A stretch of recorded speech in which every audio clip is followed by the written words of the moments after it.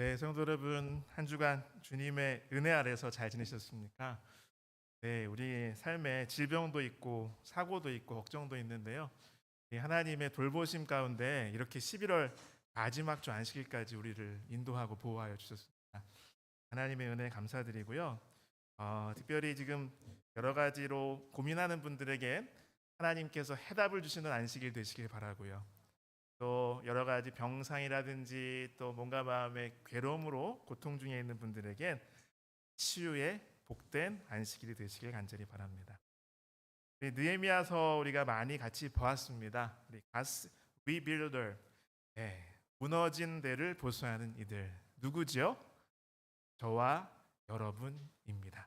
오늘 벌써 13번째고요. 이제 거의 끝을 향해서 가고 있습니다. 우리가 오늘은 11장에 있는 말씀을 함께 나누겠습니다. 예루살렘에 거하기를 자원하는 자는 이라고 제목을 정해 보았고요.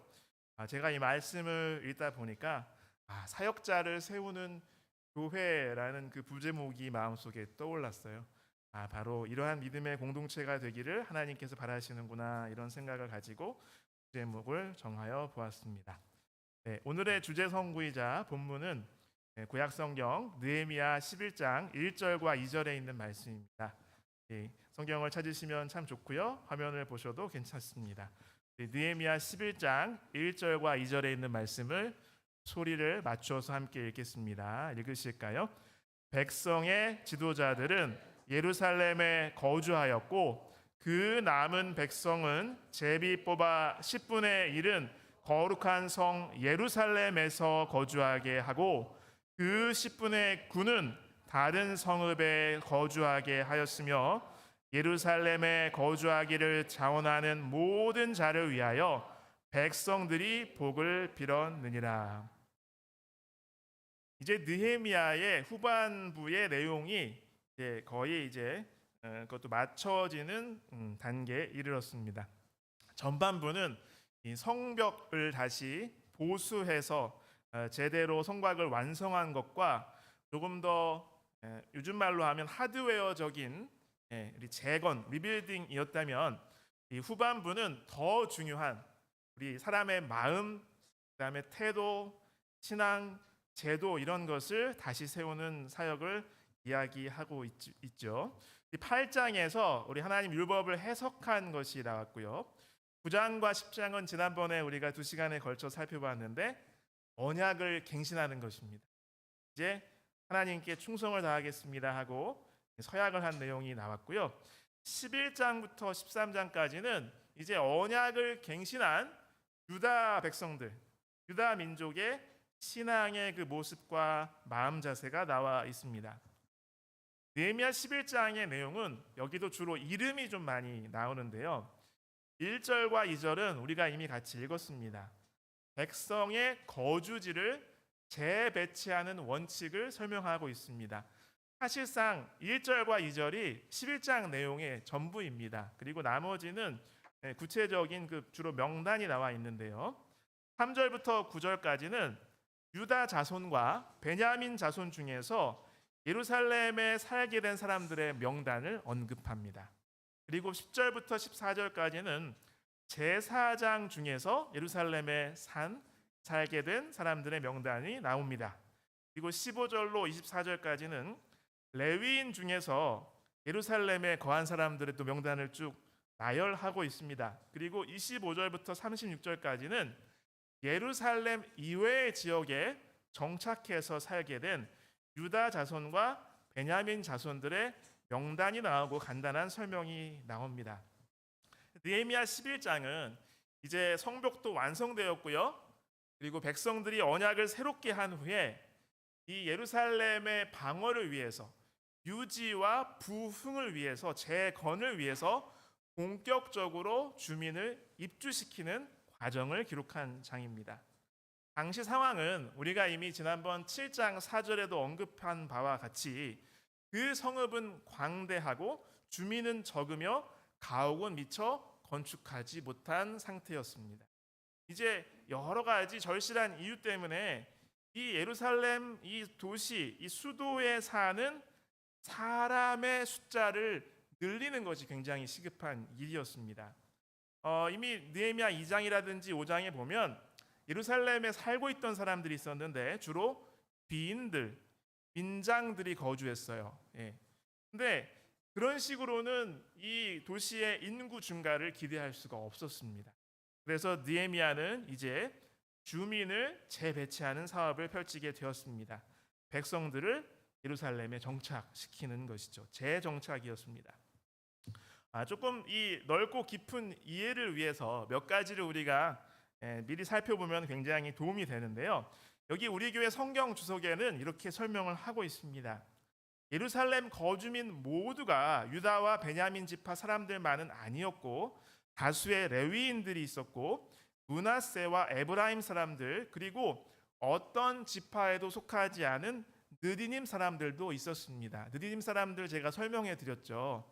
원래는 이민족 출신 거의 전쟁 노예 비슷했지만 이렇게 성전 봉사를 대대로 이렇게 조상이 해오면서 정말 귀한 사역을 감당하기 위해서 큰 마음을 먹고 다시 돌아온 그런 자들이었죠. 또한 다른 지파의 대표자들도 있었을 것입니다. 그러나 유다와 베냐민 사람들이 거주민의 대다수를 이뤘던 것으로 보이기 때문에 명단으로는 거의 그들만 언급되어 있다고 하는 것이죠.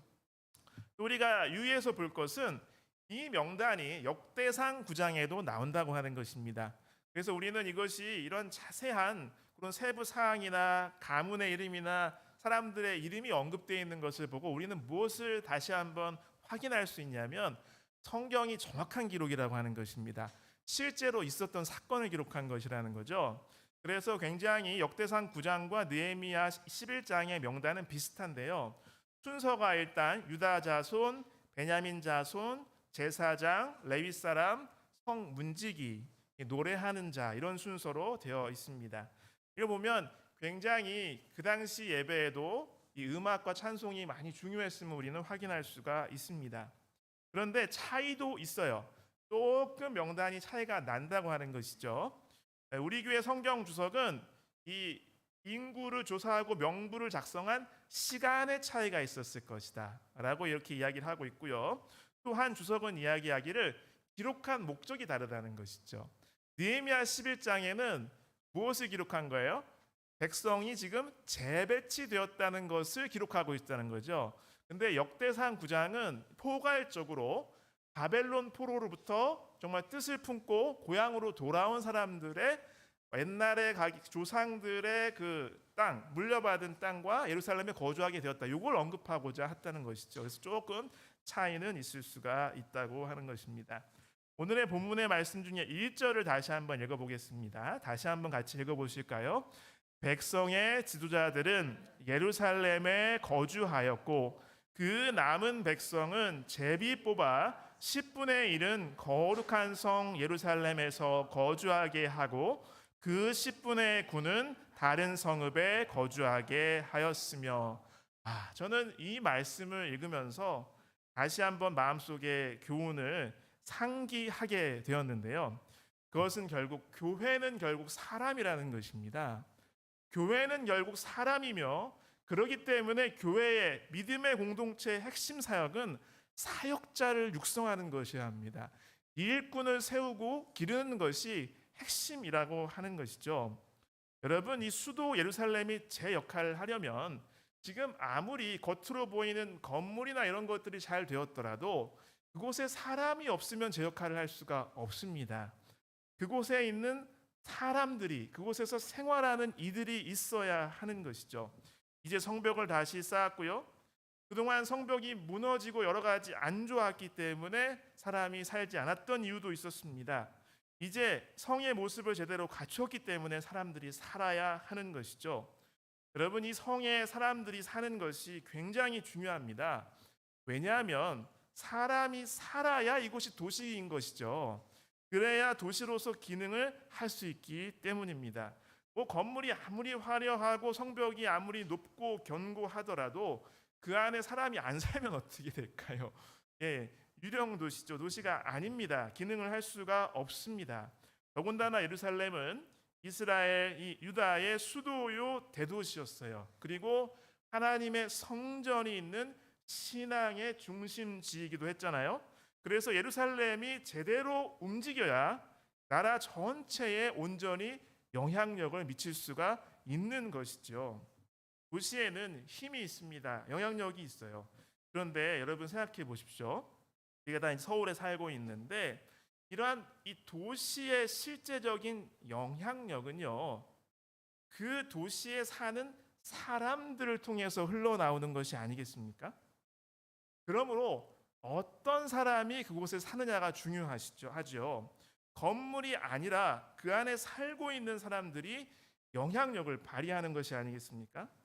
마찬가지로 어떤 기업의 영향력, 어떤 대학교의 영향력, 그것은 그 이름이 아니라 그곳에서 일하고 있는 사람들, 그 대학에서 공부하는 학생들과 연구하는 연구진들이 발휘하는 것입니다.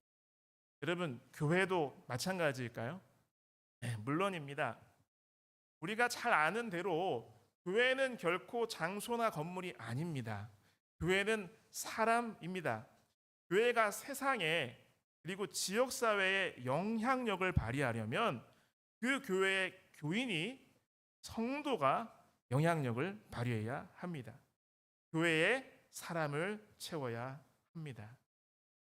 그리고 특별히 단순히 우리 집회와 예배에 출석하는 사람들의 숫자만 늘리면 되는 것이 아니고요. 주님께서 우리 교회에 맡기신 사명을 감당하고 사역과 봉사와 헌신하는 일꾼이 많아져야 되는 것입니다. 헌신하는 일꾼들이 있어야 되는 것이죠. 이미 전에도 나눴지만 여러분 이미 많이 아는 그런 내용입니다. 지난 2015년도의 그 기사인데요. 유럽 교회들 서커스 훈련소 술집으로 용도가 변경되었다 하는 것이죠. 이미 이거는 수십 년 전부터 나타나던 현상인데요. 참으로 이 보기만 해도 정말 이 문화재지요. 예.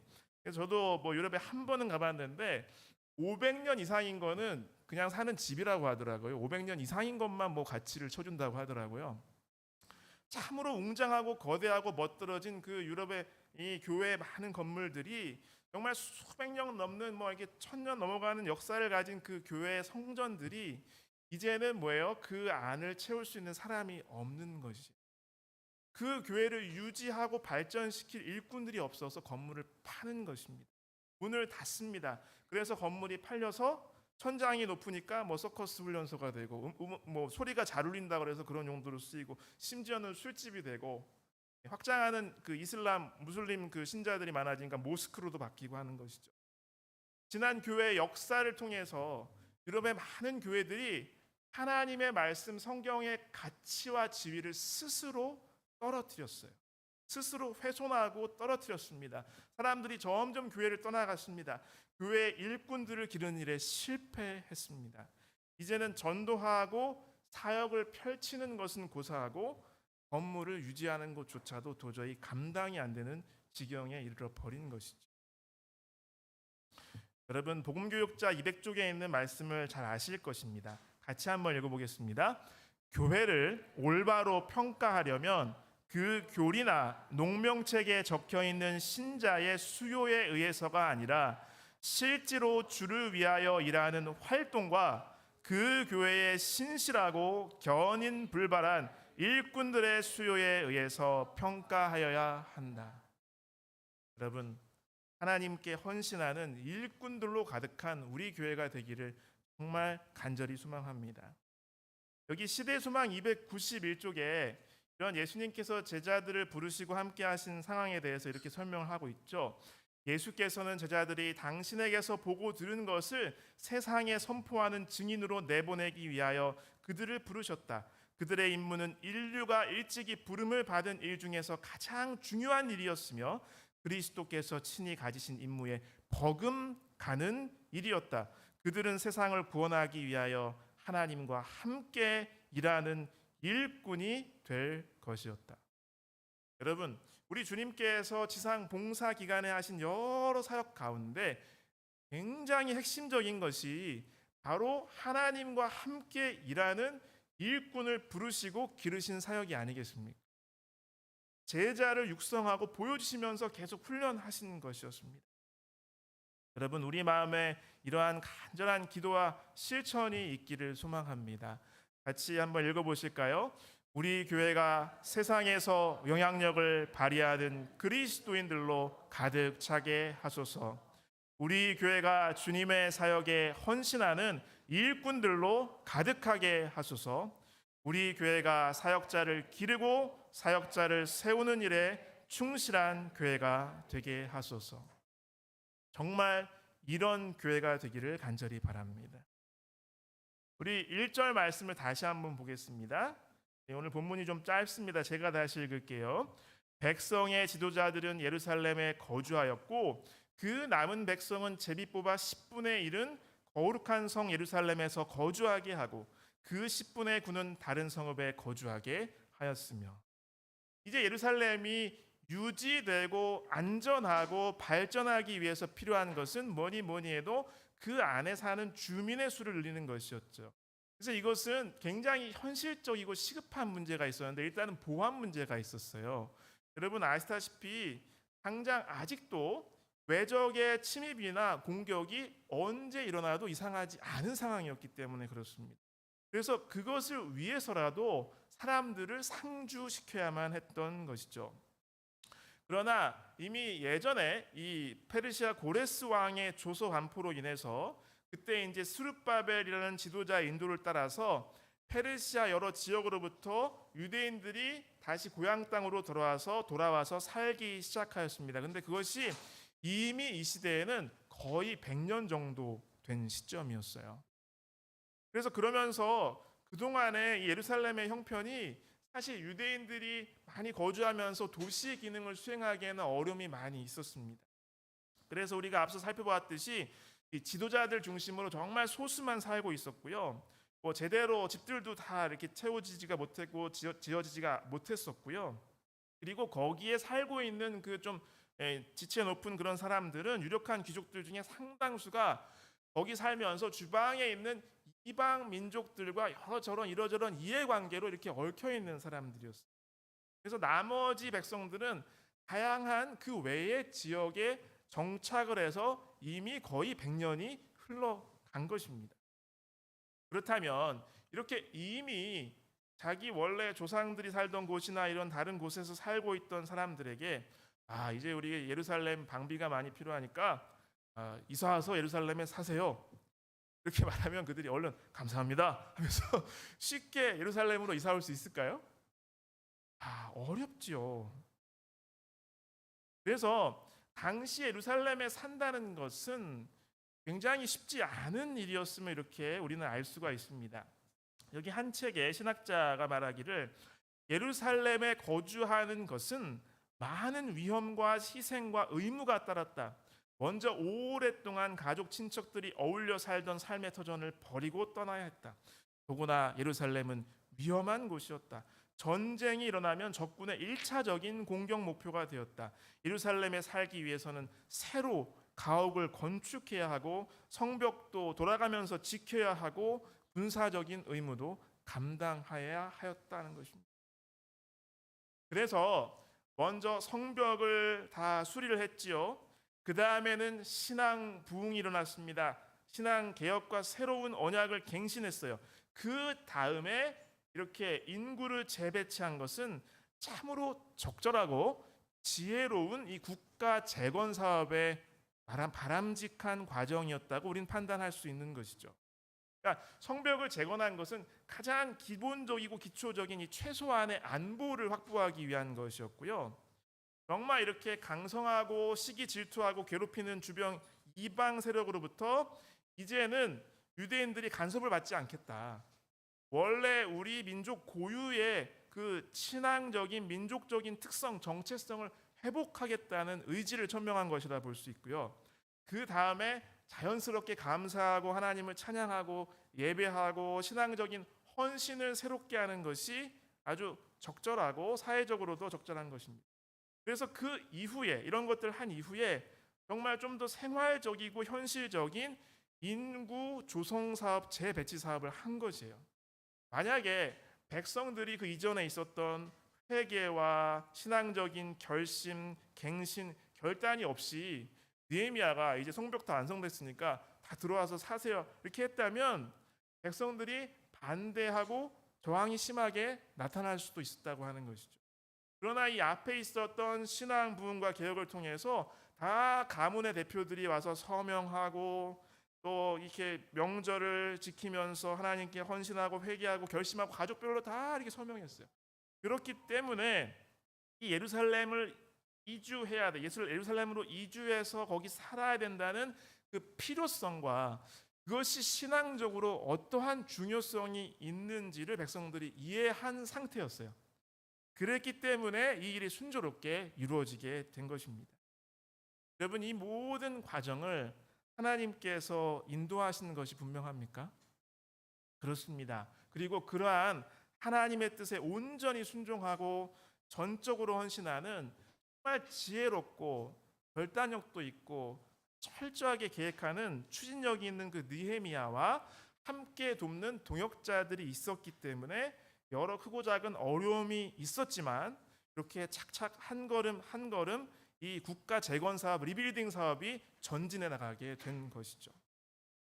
여러분, 이렇게 하나님께서 택하신 이 신앙 공동체를 재건해 가시는 그 하나님의 이끄시는 인도하심은 오늘날 우리들에게도 큰 교훈을 주고 있나요? 그렇습니다.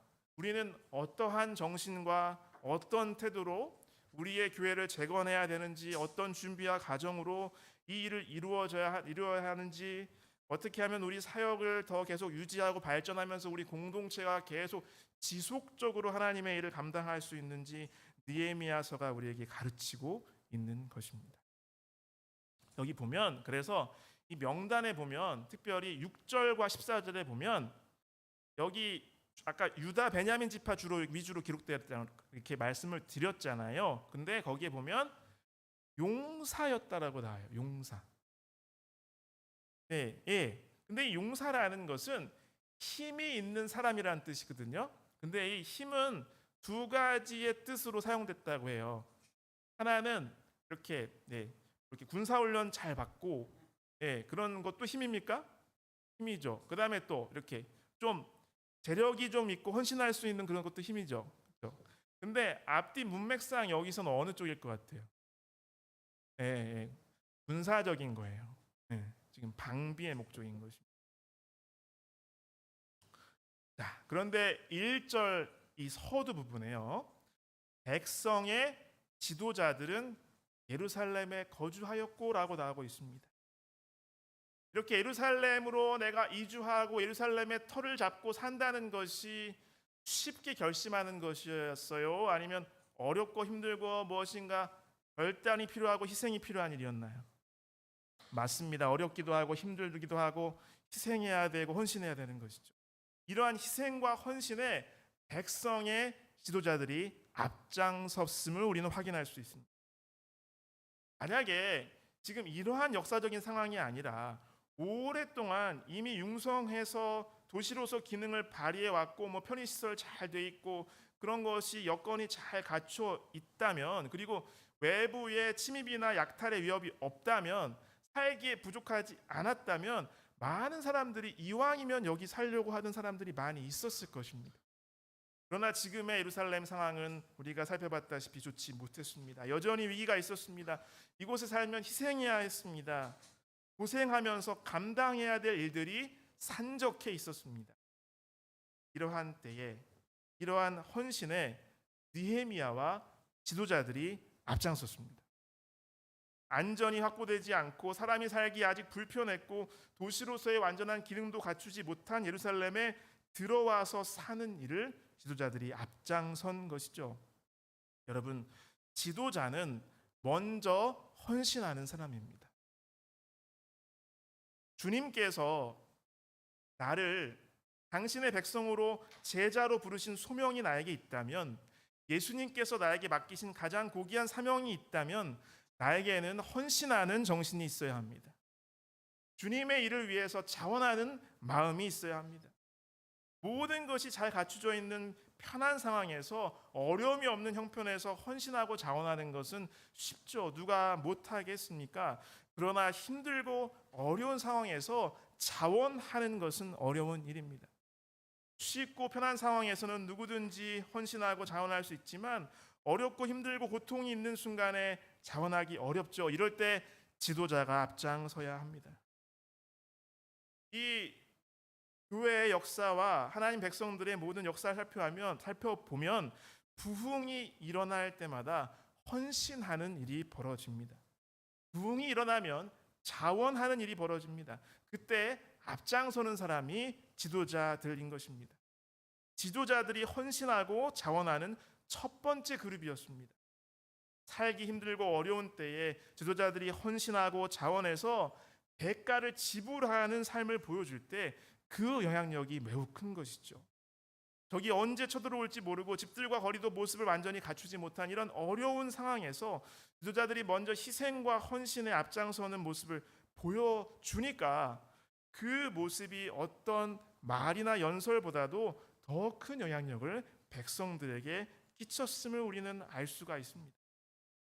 지도자는요, 먼저 본을 보이고 희생이 있는 곳에 먼저 달려가는 사람입니다. 이럴 때 공동체가 변화되는 것입니다. 희생과 헌신의 물결이 그 공동체의 사람들에게 번져 가는 것이죠. 여러분이 갈렙의 그 좋은 모본을 우리가 다 아시잖아요. 여호수아 14장 10절로 12절 10절 후반부부터입니다. 우리 같이 한번 읽어보실까요? 오늘 내가 85세로 돼 모세가 나를 보내던 날과 같이 오늘도 내가 여전히 강건하니 내 힘이 그때나 지금이나 같아서 싸움에나 출입에 감당할 수 있으니 그날에 여호와께서 말씀하신 이 산지를 지금 내게 주소서.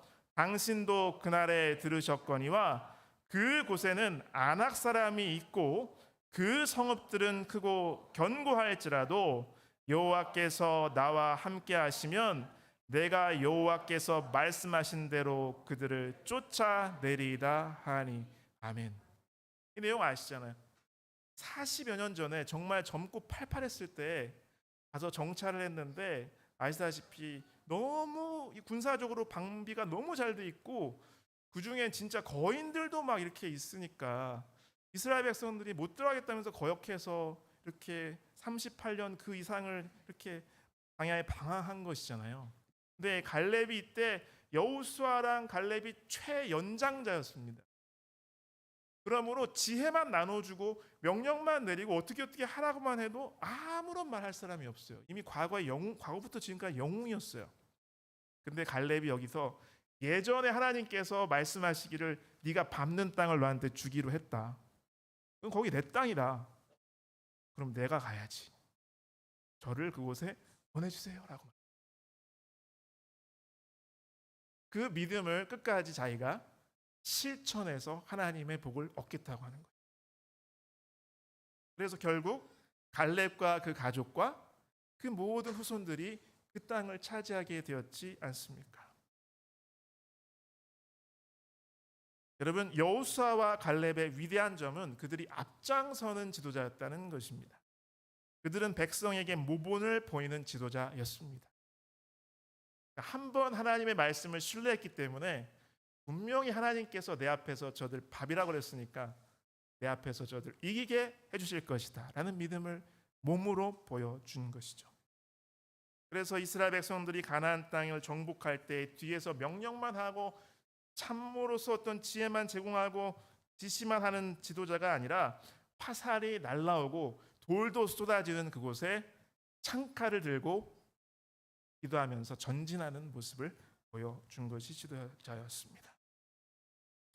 여러분, 느헤미야도 마찬가지입니다.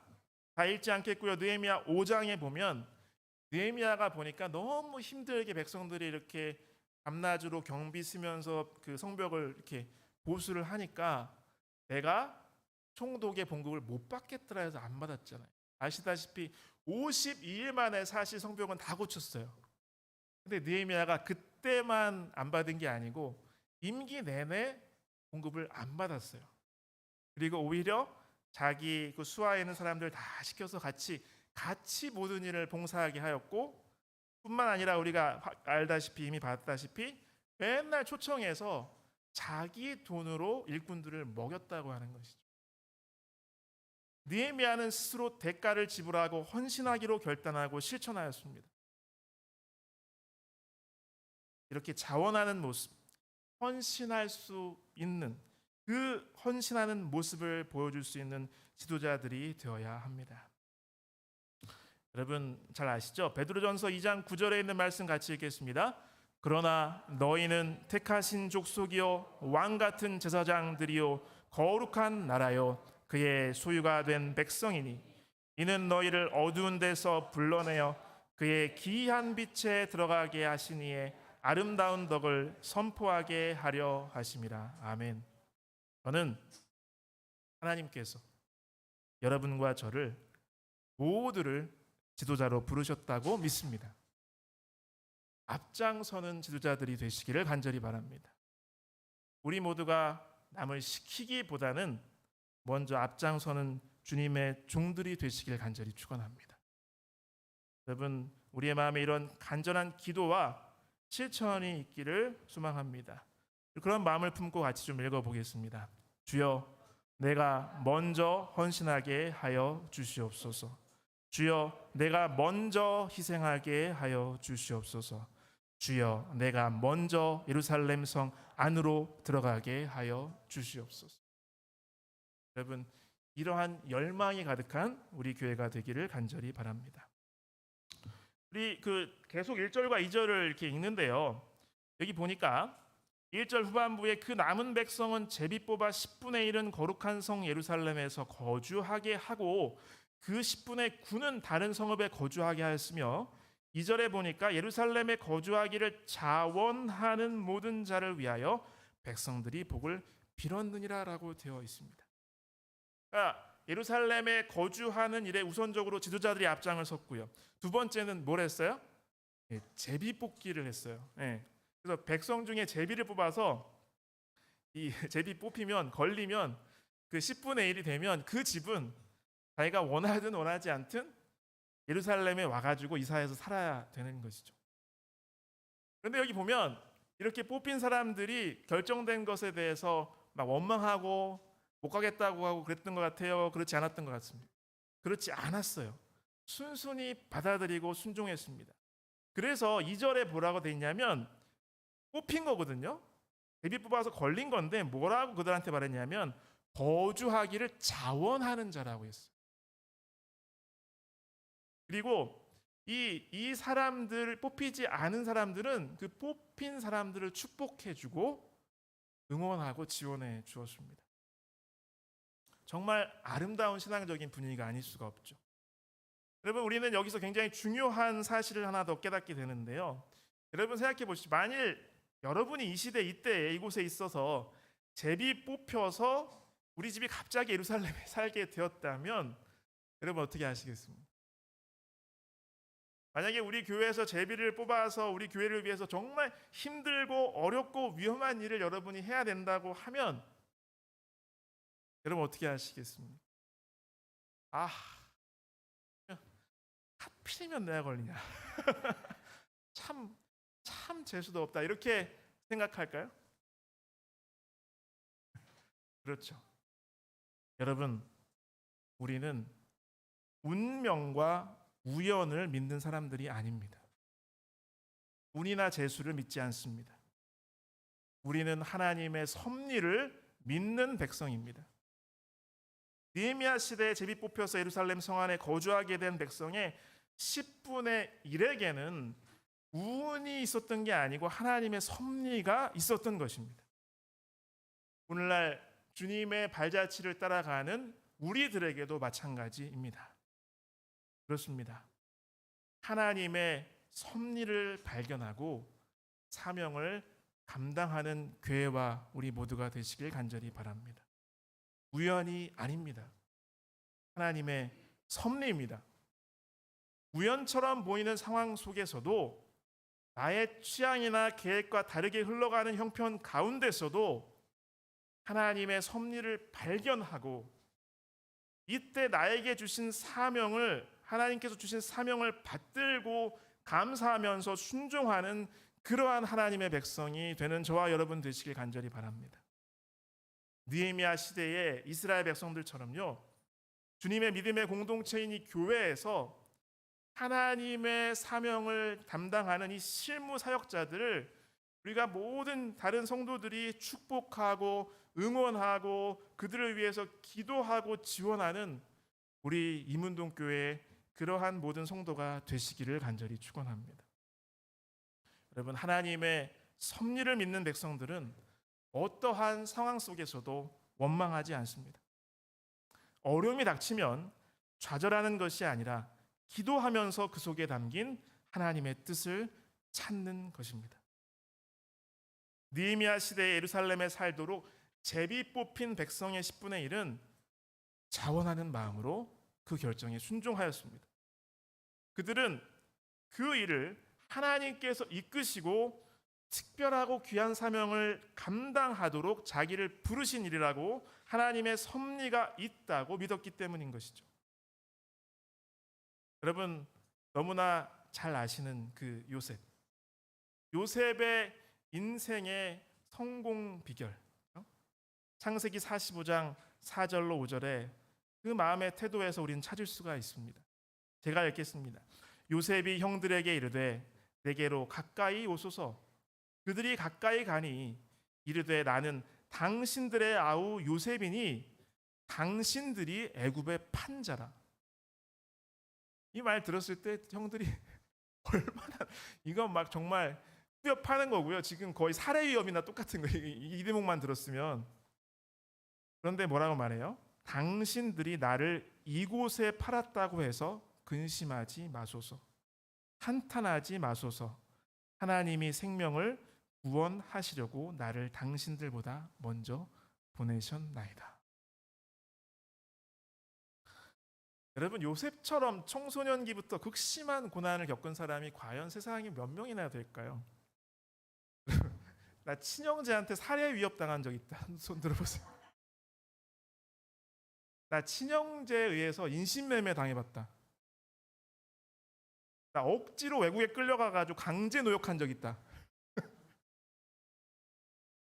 정말 의로운 행동했다가 억울하게 모함당해서 감옥에서 몇 년간 고생했다. 지금까지 살아오면서 이 모든 고난을 나 다 당해봤다.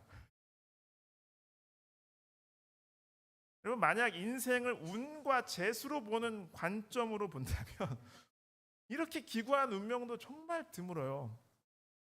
그런데 이런 요셉이 뭘 가졌냐면 하나님의 섭리를 볼 수 있는 눈을 가졌어요. 믿음을 가졌습니다. 극심한 고난 속에서 하나님의 인도하심만 온전히 의지하는 비결을 배우게 되었습니다. 그래서 하나님의 섭리를 깨닫고 나니까 정말 이런 시련이 연거푸서 계속 오는데 그 가운데 하나님의 깊고 선하고 거대한 뜻이 있음을 알게 되니까 그 모든 고생이, 그 세월이 나중에 다 복이 되는 것이죠. 애굽의 노예로 팔려간 다음에 13년 동안 그 주변 환경, 자신의 처지는 점점 안 좋아졌어요. 계속 가면 갈수록 비참해져 가는데 내가 하나님의 섭리를 바라보니까 어떤 일이 나요? 요셉은 형통해요. 내 처지는 더 비참해지고 상황은 더 암담해지는데 이상하게 형통해요. 나만 형통한 게 아니고 주변 사람들까지 같이 형통합니다. 여러분, 이것이 바로 하나님께서 당신을 신실히 따르는 사람들에게 주시는 진짜 복임을 깨닫게 되시길 간절히 바랍니다. 우연이 아닙니다. 하나님의 섭리가 그곳에 있는 것입니다. 여러분, 사도 바울의 인생 성공 비결 잘 아시죠? 고린도전서 15장 10절에 있는 말씀입니다. 같이 읽겠습니다. 그러나 내가 나 된 것은 하나님의 은혜로 된 것이니 내게 주신 그의 은혜가 헛되지 아니하여 내가 모든 사도보다 더 많이 수고하였으나 내가 한 것이 아니요 오직 나와 함께 하신 하나님의 은혜로다. 여러분, 사도 바울이 회심한 다음에 고생 참 많이 했잖아요. 오해도 많이 당하고 전도하러 가는 곳마다 모함당하고 살해 위협당했죠. 어떤 데는 좋은 일 했다가 억울하게 감옥에 갇혀서 매 맞고 갇히고 돌에 맞아서 사실상 죽기도 했었어요. 시체 놓는 곳에 있다가 깨나가지고 다시 가기도 했고, 배 타고 가다 난파당했죠. 표류하면서 고생했죠. 뱀에 물렸죠. 그래서 정말 자기 이제는 정말 죽었구나. 그래서 완전히 절망해 보기도 했어요. 고린도전서에 보면. 그런데 그 모든 시련을 바울이 극복하고 이겨냈잖아요. 그는 지치지 않는 열정과 성도를 향한 사랑을 가지고 하나님의 사업에 의해서 기쁘게 봉사했어요. 순교함으로 주님께 영광을 돌렸습니다. 여러분 어떻게 그렇게 살 수가 있었을까요? 그는 하나님의 섭리를 보는 눈을 가진 사람이었습니다. 내 삶에 일어나는 일 속에서 하나님의 뜻을 바라보는 법을 배웠습니다. 내 의도와 노력과 다르더라도 성령 하나님의 음성에 순종하는 태도를 훈련했습니다. 그러니까 이렇게 멋진 인생을 살게 되었잖아요. 감옥에 갇혔는데 기쁜 거예요. 너무 기쁨과 보람이 가득 차고 넘치는 일상을 살 수가 있었습니다. 선교사들을 인솔해서 전 세계에 복음을 증거하고 교회를 세우는 삶을 살았지 않습니다. 여러분 로마서 8장 28절 함께 읽겠습니다. 우리가 알거니와 하나님을 사랑하는 자 곧 그 뜻대로 부르심을 입은 자들에게는 모든 것이 합력하여 선을 이루느니라. 여러분 하나님께서 여러분을 부르셨나요? 하나님을 사랑하시나요? 그렇다면 모든 것이 합력하여 마침내 선과 구원을 이루시는 하나님의 인도하시는 손길을 굳게 믿으시길 간절히 축원합니다. 저와 여러분이 지금 이 이문동교에 다니고 있는 거요. 그리고 저와 여러분이 지금 다니고 계시는 그 직장, 그 학교에 다니고 계신 것, 여러분과 제가 함께 살고 있는 그 남편, 그 아내, 저와 여러분이 살고 있는 그 마을에 살고 있는 것, 그 모든 것이 환경 때문에 어쩔 수 없이 된 것이 아닙니다. 내가 무엇인가 부족하거나 잘나서 혹은 운이 없어서 좋아서 된 것이 아니죠. 물론 우리가 섬긴 하나님은 자유의지를 존중하시는 분이기 때문에 여러분의 선택의 결과이기도 하지만 그 가운데는요 모든 것을 아시고 우리에게 제일 좋은 것, 최상의 것을 주기 원하시는 하나님의 깊고 넓은 섭리가 있음을 믿으시길 간절히 바랍니다. 지금 같이 살고 계신 그분이 제일 좋은 짝이에요. 지금 내가 이런 삶을 사는 크고 깊은 이유는 하나님께서 지금 이 순간에 내 자리에서 내가 이루기를 바라시는 사명이 있기 때문임을 깨달으시길 간절히 바랍니다. 여러분 선지자왕 536쪽 이 말씀 아시죠? 하나님께서는 당신의 크신 계획 속에 모든 국가와 모든 개인의 자리를 배정하셨다. 아멘.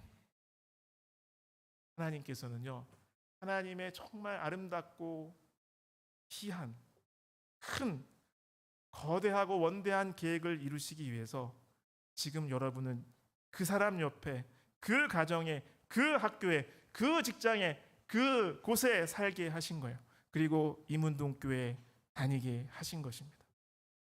하나님의 섭리입니다. 우리 모두는 나를 위한 하나님의 섭리와 사명을 깨닫고 이것을 위해서 기도하고 준비하고 계획해서 나의 자리에서 그것을 감당해야 하는 것입니다. 영향력을 발휘해야 됩니다. 그런데 이러한 하나님의 뜻이 무엇인지, 나를 위한 하나님의 사명이 무엇인지 깨달으려면 어떻게 해야 할까요? 여러분 같이 읽겠습니다. 로마서 12장 2절입니다.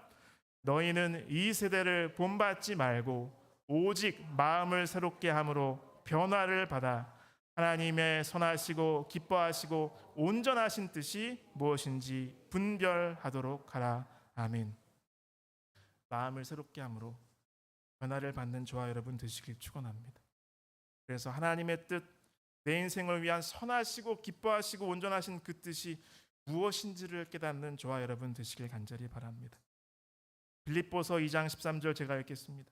너희 안에서 행하시는 이는 하나님이시니 자기의 기쁘신 뜻을 위하여 너희에게 소원을 두고 행하게 하시나니. 여러분 같이 좀 읽겠습니다. 정말 이러한 간절한 기도와 실천이 있으면 좋겠습니다. 주여, 우연처럼 보이는 상황 속에서도 하나님의 섭리를 발견하게 하소서. 주여 내 안에서 행하시는 하나님의 인도하심을 따라 순종하게 하소서. 주여 나에게 주신 삶의 자리에서 주님의 사명을 이루는 그리스도의 제자가 되게 하소서. 아멘. 마지막입니다. 본문은 똑같고요. 근데 여기 단어를 보면 오늘날의 성벽 보수자들이고 영적 이스라엘 백성인 재림교인들에게 그리고 그리스도인들에게 주시는 깊은 메시지가 숨겨져 있는데요. 여기 1절에 보면 예루살렘 앞에 뭐라고 수식어가 있어요. 그 다음에 뒤에요. 10분의 1은 어떤 성이요? 거룩한 성. 그리고 거기 살아가도록 한 백성들이 그렇죠. 아까 말하신 몇 분의 몇이에요? 10분의 1. 거룩한 성 10분의 1. 뭐 연상되지 않으세요? 여러분, 여러분 이 말씀은 우리에게 새 예루살렘 성을 가르치고 있어요. 여러분, 이 새 예루살렘 성에 나의 집이 있음을 기억해야 합니다. 이것이 11장의 마지막 교훈입니다. 여러분 다 읽지 않고요. 이 10분의 1이라는 것은 상징성이에요.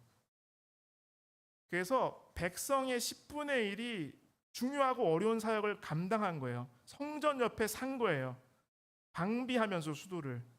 무슨 뜻이냐면 그 전 민족의 대표로 간 거예요. 여러분이 10분의 1이라는 이 단어가 중요합니까?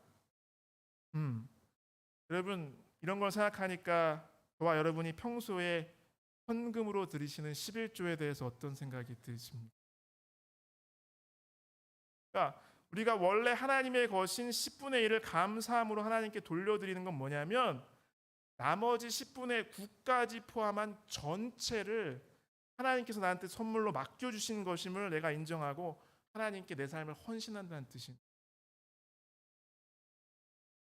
그 다음에 여기 이건 제가 읽어드릴게요. 거룩한 성이라는 표현, 우리 교회 성경 주석입니다.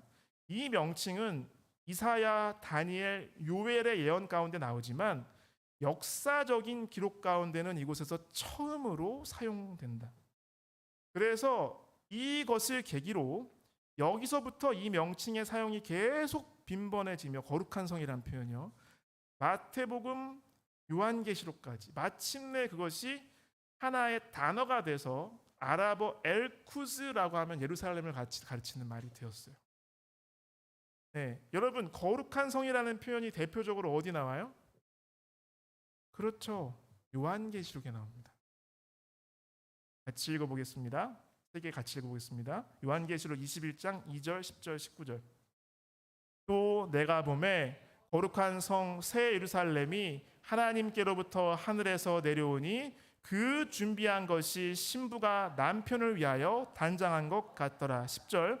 성령으로 나를 데리고 크고 높은 산으로 올라가 하나님께로부터 하늘에서 내려오는 거룩한 성 예루살렘을 보이니. 19절. 만일 누구든지 이 두루마리의 예언의 말씀에서 제하여 버리면 하나님이 이 두루마리에 기록된 생명나무와 및 거룩한 성에 참여함을 제하여 버리시리라. 아멘. 여러분 느헤미야 시대에는 백성 중에 지도자들과 백성 중에 10분의 1 자원하는 사람들, 주님의 사명을 받들고 고난과 희생을 감수하고 자원해서 수도로 성전 곁으로 외적을 방비하는 그 일에 헌신하고자 하는 사람들이 거룩한 성 안으로 들어가 살았습니다. 그러면 여기 요한계시록에 나오는 거룩한 성 새 예루살렘, 그곳에는 우리 모두가 다 들어가야 될까요? 여러분 이곳에 들어가 살고 싶으신가요? 그러면 오늘 우리의 본문인 느헤미야 11장 1절과 2절은 어떠한 정신과 태도를 가진 백성이 거룩한 성에 들어가 살았다고 되어 있어요? 그렇습니다. 맞습니다. 앞장서서 헌신하고 앞장서서 희생하고 내가 성전 곁으로, 내가 외적 앞으로, 내가 성벽을 방비하는 일에, 내가 희생하고 자원하는 일에 앞장서서 나가는 사람들이, 주님의 사명을 받들어 섬기는 사람들이 거룩한 성에 들어가는 것이죠. 저는 저와 여러분 모두가 거룩한 성에 꼭 들어가는 주님의 백성이 되시길 간절히 축원합니다. 여기 이런 글이 있어요. 바벨론에서 돌아온 하나님의 백성들은 예루살렘의 폐허 가운데 살기보다는 그들의 농토 근처에 살기로 했다. 그러나 회복된 성벽은 이제 수도의 미래와 기능을 부여하였다. 나라의 행정자들과 유다 베냐민 지파의 많은 사람들과 전에서 일하는 자들과 그들의 가족들뿐 아니라 무수한 제사장들과 레위 가족들은 자원해서 도성에 살고자 하였다. 느헤미야는 명백히 스룹바벨이 당시 인구를 산정하기 위하여 작성했던 옛 명부를 사용하였으며 이제 그중 10분의 1에게 수도에 재정착하도록 요청하였다. 그 다음 보세요. 그리스도인들의 이름은 새 예루살렘의 명부에 기록되어 있다. 그와 같은 사실은 개인적으로 그대에게 어떤 의미가 있는가? 그대의 이름이 그곳에 등재되어 있다는 지속적인 확신을 어떻게 가질 수 있을까? 교과에 나온 말씀. 여러분, 그때 그 당시에 성벽을 재건한 다음에 자원하여 헌신한 백성들, 그 순종한 백성들이 11장에 성경 말씀, 하나님 말씀에 분명히 기록되어 있습니다. 여러분, 그리스도를 따르는 저와 여러분의 이름이 어디에 기록되어 있죠? 생명책의 새 예루살렘 명부에 기록되어 있습니다. 그래서 히브리서에서도 영적으로 우리가 이룬 것은 하늘의 새 예루살렘이라고 이야기하고 있고요. 요한계시록 3장 5절 여기는 같이 읽겠습니다. 이기는 자는 이와 같이 흰옷을 입을 것이요 내가 그 이름을 생명책에서 결코 지우지 아니하고 그 이름을 내 아버지 앞과 그의 천사들 앞에서 시인하리라. 근데 우리의 그 이기는 자들, 이김은 누가 주시는 거예요? 예수님이 우리에게 주시는 거예요. 여러분, 빌립보서 3장 20절 21절 제가 읽겠습니다. 그러나 우리의 시민권은 하늘에 있는지라 거기로부터 구원하는 자 곧 주 예수 그리스도를 기다리노니 그는 만물을 자기에게 복종하실 수 있는 자의 역사로 우리의 낮은 몸을 자기 영광의 몸에 형체와 같이 변하게 하시리라. 우리의 시민권이 하늘에 있습니다. 그러므로 우리는 영원한 것을 바라보며 살게 되시기를 간절히 바랍니다. 같이 좀 읽겠습니다. 주여 새 예루살렘 성에 내가 살 집이 있음을 항상 기억하게 하옵소서. 주여 새 예루살렘 성 주민 명부에 내 이름이 있음을 항상 기억하게 하소서. 주여 느헤미야 11장에 예루살렘 성 주민들과 같은 삶의 태도를 나도 가지고 살아가게 하소서. 주여 그래서 새 예루살렘 성에 나와 우리 가족이 반드시 들어가게 하여 주소서. 정말 이것이 간절한 우리의 기도요 실천이 되길 소망합니다. 마지막 성경절입니다. 제가 참 좋아하는 같이 읽겠습니다. 고린도전서 15장 57절 58절입니다. 우리 주 예수 그리스도로 말미암아 우리에게 승리를 주시는 하나님께 감사하노니 그러므로 내 사랑하는 형제들아 견실하며 흔들리지 말고 항상 주의 일에 더욱 힘쓰는 자들이 되라. 이는 너희 수고가 주 안에서 헛되지 않은 줄 알미라. 말씀을 맺겠습니다.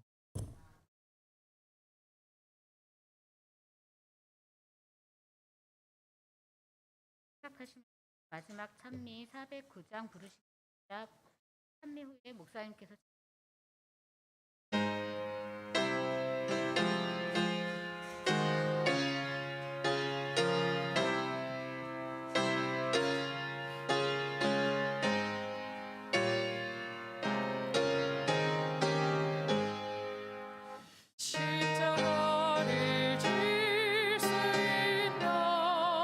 주가 물어보실 때 죽기까지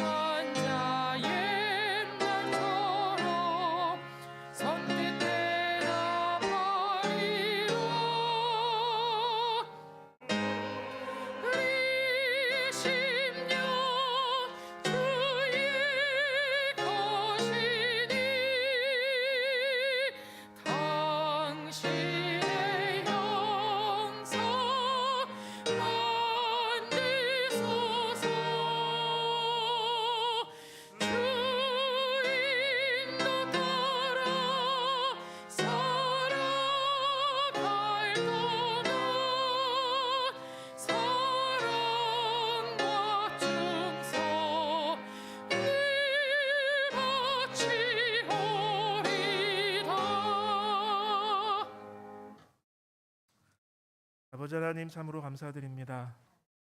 부족하고 특별히 잘난 것도 없고 하나님을 때때로 많이 실망시켜 드리는 저희들을 주님께서 긍휼히 여겨 주시고 이렇게 귀한 특권 주시니 감사드립니다. 이 시대에 하나님의 성벽 보수자로 하나님의 공동체를 재건하는 자들로 우리를 불러주니 감사드립니다. 아버지 하나님, 우리가 예루살렘 성에 꼭 들어가며 앞장서서 들어가는 께서 기뻐하시는 주의 종들이 될 수 있도록 은혜 더하여 주시옵소서. 예수님의 이름으로 간절히 기도드리옵나이다. 아멘.